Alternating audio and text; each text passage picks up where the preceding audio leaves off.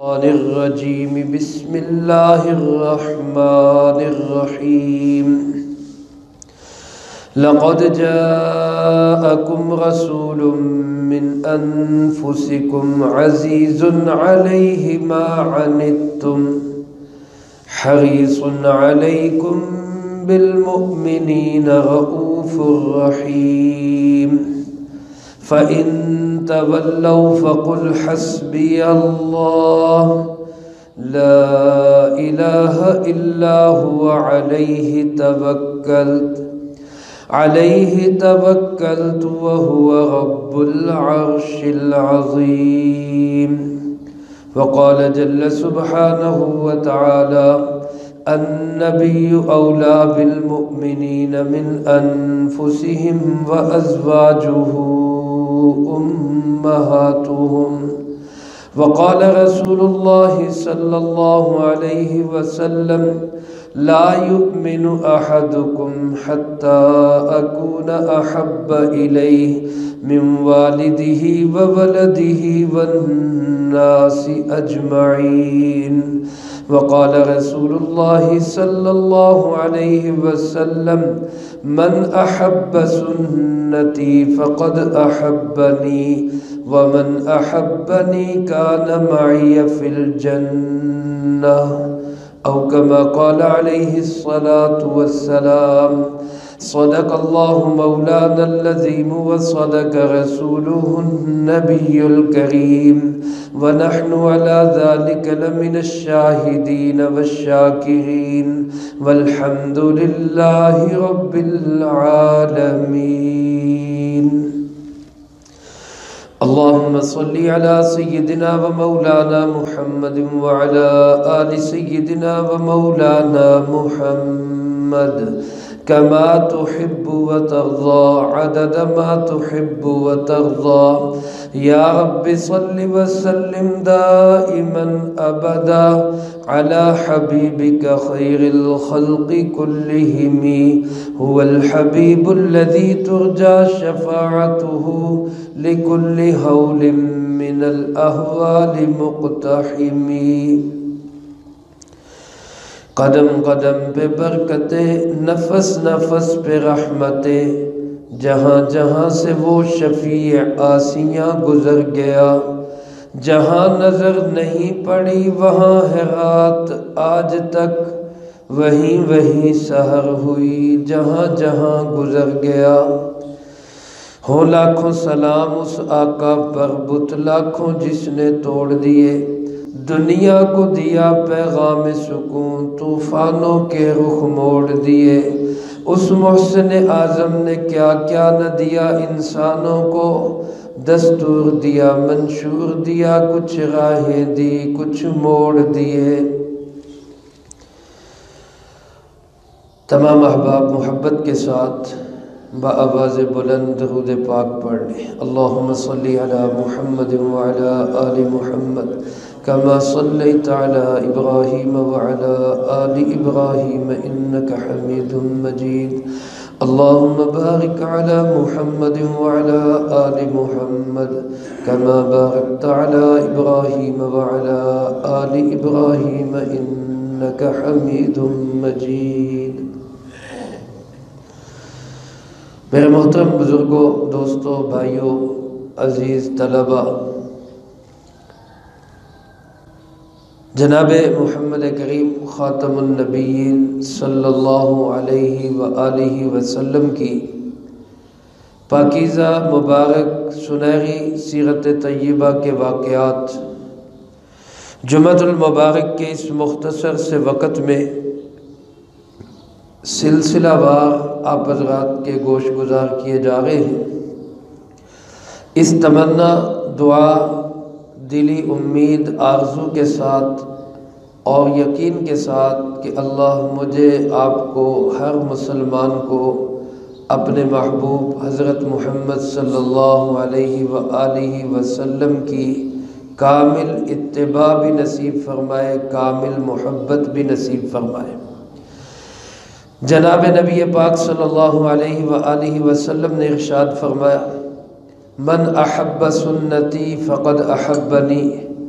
جس نے میری سنت سے پیار کیا اس نے مجھ سے پیار کیا، ومن احبنی کان معی فی الجنہ، اور جس نے میری سنت سے پیار کر کے مجھ سے پیار کیا وہ جنت میں میرا ساتھی ہوگا۔ اے رب کریم، شان کریمی کا واسطہ ہو جنت میں بھی نصیب رفاقت حضور کی۔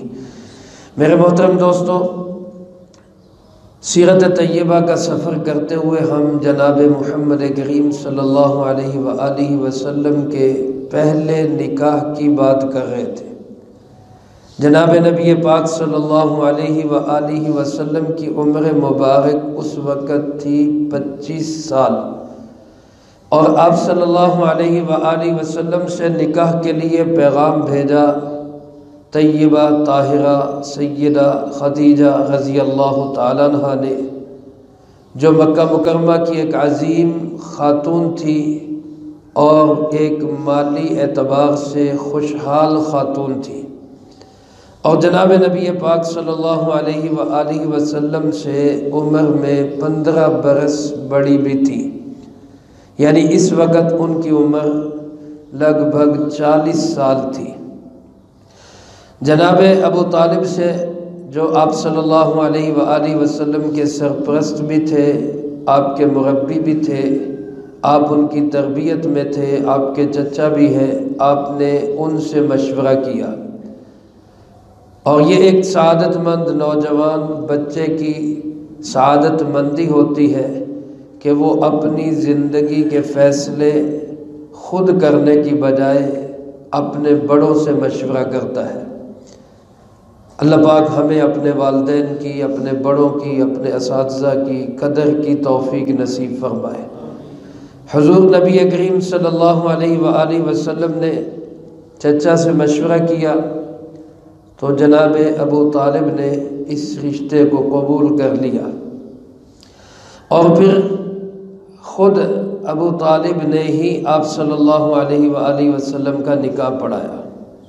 حضرت خدیجہ رضی اللہ تعالیٰ عنہ کے والد خویلد، علماء نے لکھا ہے وہ تو جنگ فجار کے اندر، حرب فجار میں ہی انتقال کر گئے تھے۔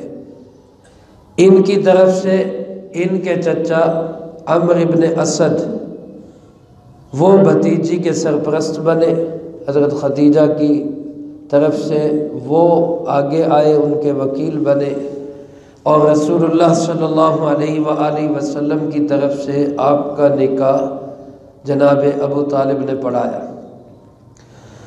جو ابو طالب نے خطبہ وہاں پہ دیا، اس میں سے 2 چیزیں میں نے عرض کرنی ہیں۔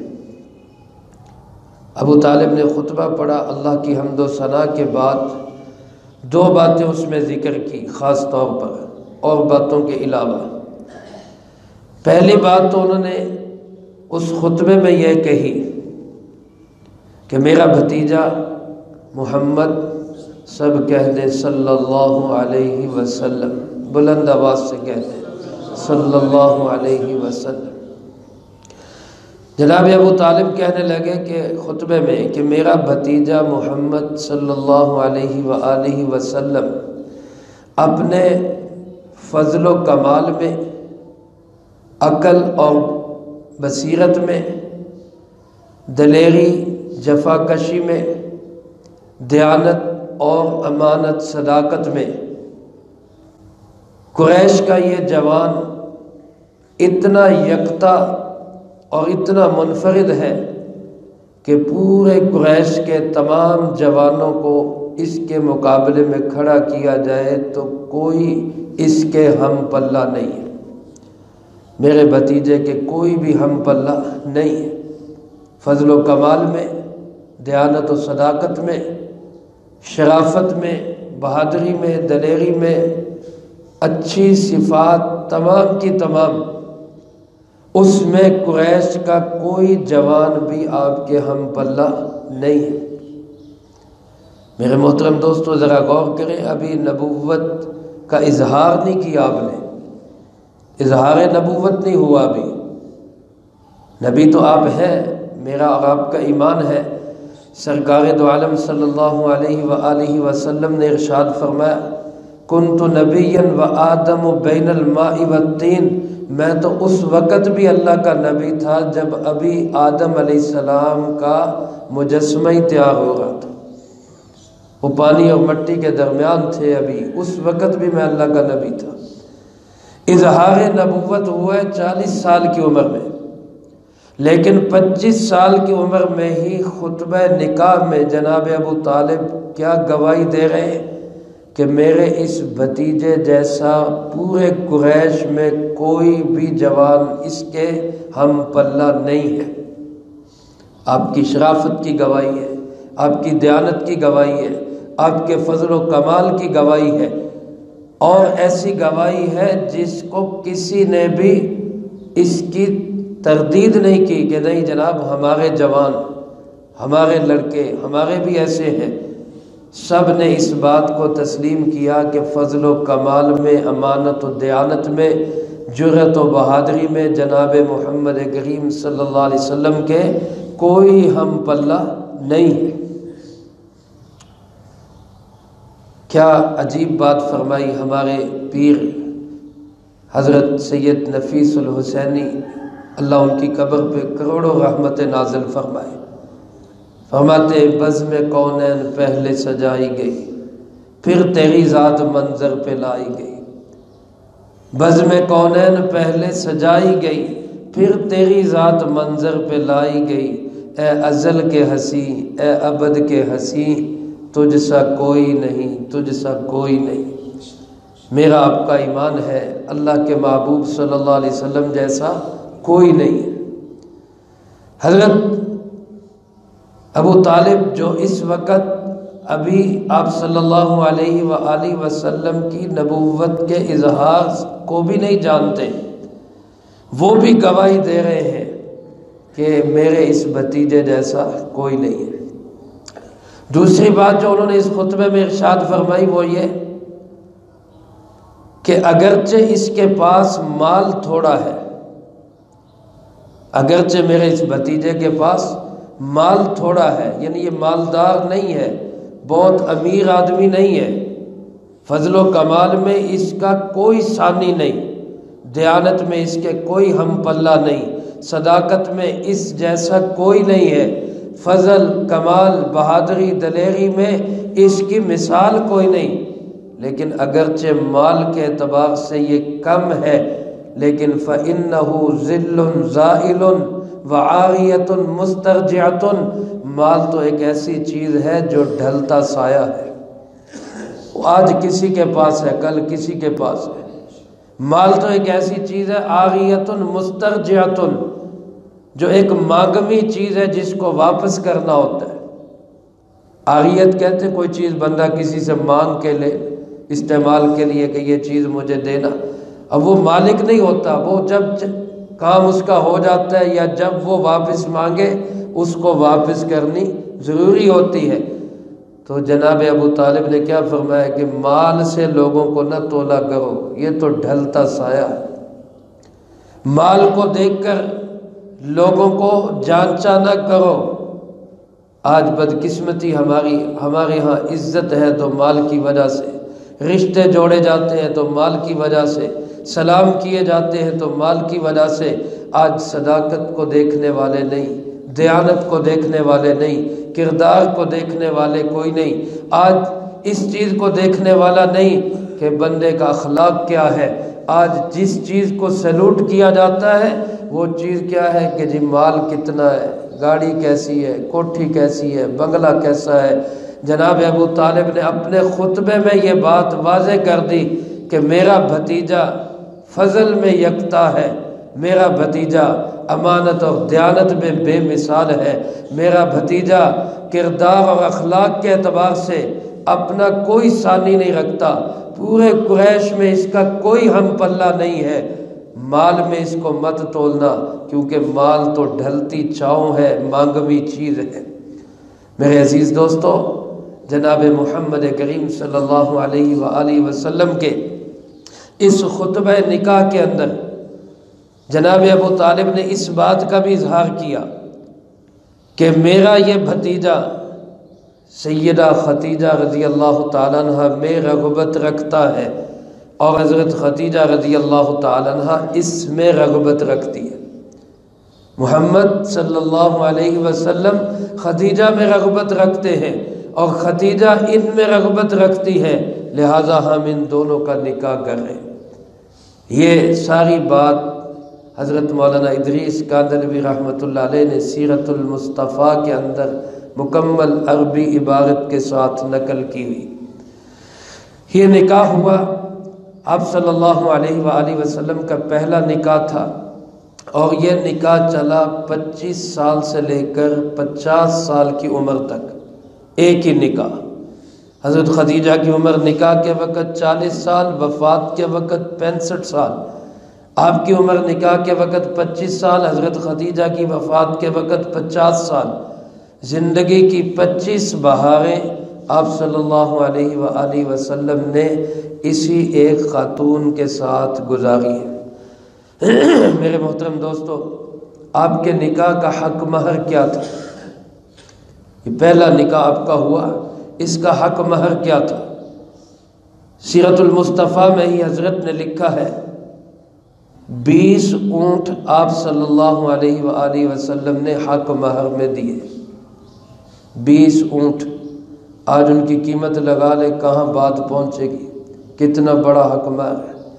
اور بعض روایات میں یہ لکھا ہے کہ 500 درہم، 500 درہم کی اگر چاندی بنائے، درہم چاندی کے سکے کو کہتے ہیں، اگر اس کی چاندی بنائے تو وہ چاندی بنتی ہے 132 تولے، تقریباً 132 تولے چاندی۔ اب 132 تولے کو آج کے ریٹ کے ساتھ ضرب دے، تقریباً 2500-2600 روپیہ تولہ چاندی کا ریٹ ہے غالباً۔ اب اس کے ساتھ اس کو ضرب دے تو یہ کوئی 3.25 لاکھ روپیہ، 3.25 لاکھ روپے حق مہر بنتا ہے، 3.25 سے 3.5 کے درمیان۔ اب ہم کیا کرتے ہیں؟ سارے کام کریں گے، ناچنے والوں پہ کھلا خرچ ہے، بینڈ باجے والوں پہ کھلا خرچ ہے، ٹینٹوں کرسیوں پہ کھلا خرچ ہے، کھانے پہ کھلا خرچ ہے، ہر ایک معاملے میں کھلا خرچ کرنے کے بعد جب مولوی صاحب نکاح پڑھانے کے لیے پوچھتے حق میں شرعی لکھ لو جی، شرعی لکھ لو جی، باقی کام سارے تو شرعی کیتے جڑا ہون اتنے شرعی کرتا، شروع سے آخر تک ایک کام بھی شریعت کے مطابق نہیں۔ رشتہ دیکھنے سے لے کر، میں نے پہلے عرض کیا جناب ابو طالب نے خطبہ نکاح میں فرمایا میرے محبوب کو مال میں مت تولنا، اس کے فضل و کمال کو دیکھنا، اس کی دیانت کو دیکھنا۔ آج ہم رشتہ کرتے ہوئے کس چیز کو تولتے ہیں؟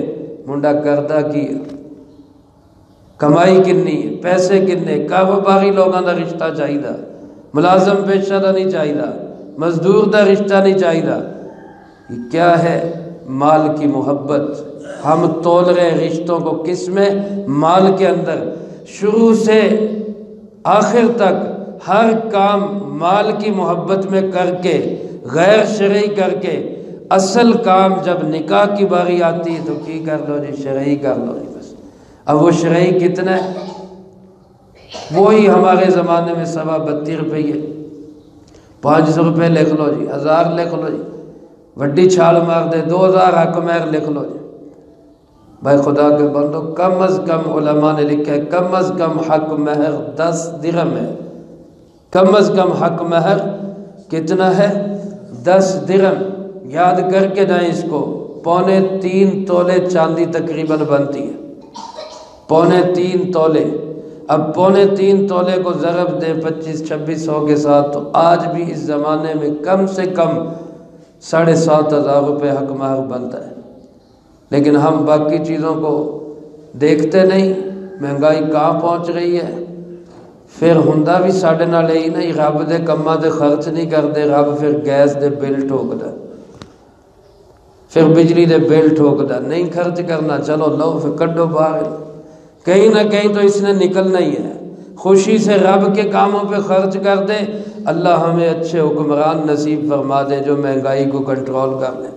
نہیں کریں گے تو پھر صورتحال جو ہمارے سامنے ہے جو کہ تم وہ رہے گی۔ ہجے میں یوسف صاحب تھوڑی گل نہیں کی، صرف نکاح کی بات کی، مولوی دی فیس دی واری آتی تو وہ گل نہیں میں گی، وہ کہاں پہ آتی ہے؟ میرے عزیز دوستو، اللہ کے محبوب صلی اللہ علیہ وآلہ وسلم کا پہلا نکاح حق مہر کتنا؟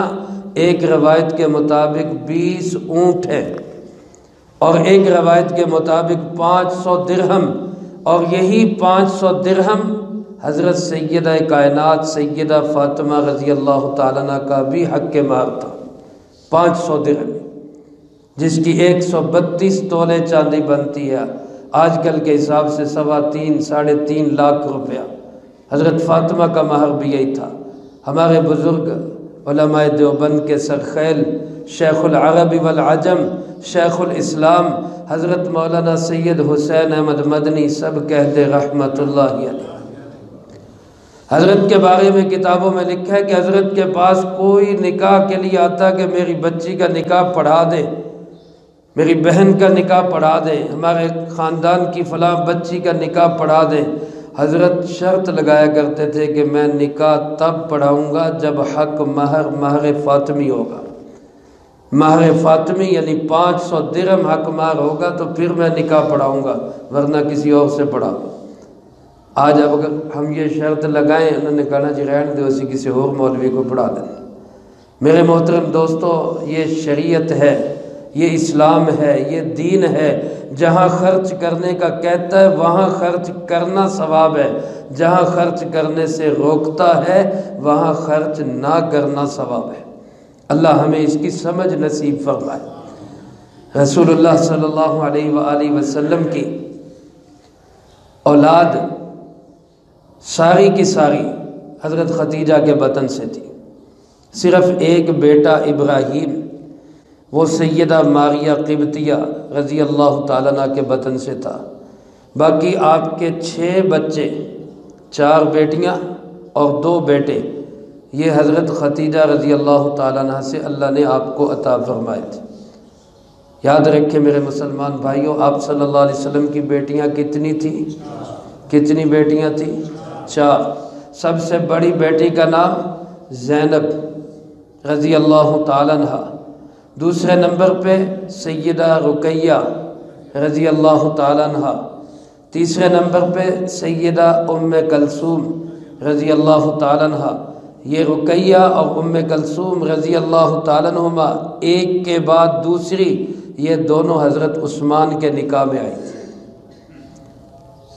یہ بھی مسئلہ یاد رکھے، ایک وقت میں 2 بہنیں ایک بندے کے نکاح میں نہیں آ سکتی، یہ حرام ہے۔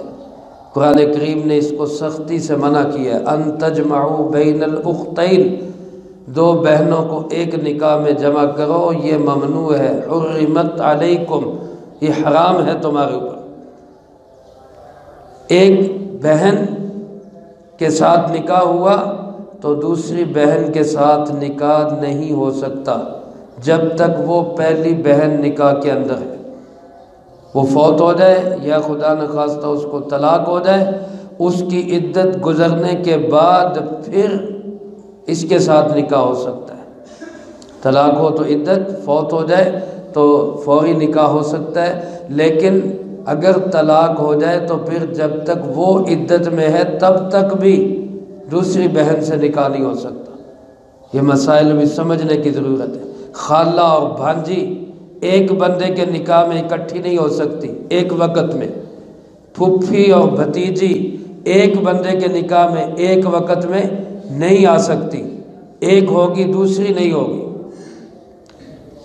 رسول اللہ صلی اللہ علیہ وسلم نے اپنی 2 بیٹیاں یکے بعد دیگرے، پہلے سیدہ رقیہ کا نکاح حضرت عثمان سے ہوا، بدر کی لڑائی کے دوران سیدہ رقیہ بیمار ہوئی، آپ میدان بدر میں تھے، حضرت رقیہ کا انتقال ہو گیا، آپ واپس مدینہ منورہ تشریف لائے، لوگ حضرت رقیہ کو دفن کر کے قبرستان میں ہی تھے، آپ سیدھے وہاں قبرستان کے اندر پہنچے۔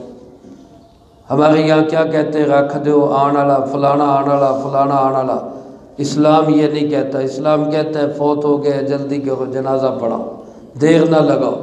3 چیزوں میں حضرت علی کرم اللہ وجہ ارشاد فرماتے 3 چیزوں میں دیر نہ کرو، ایک نماز جب اس کا وقت ہو جائے، دوسرا بے نکاحی بچی جب اس کا جوڑ مل جائے، تیسرا جنازہ جب تیار ہو جائے، اس میں دیر نہ کرو، جلدی کرو۔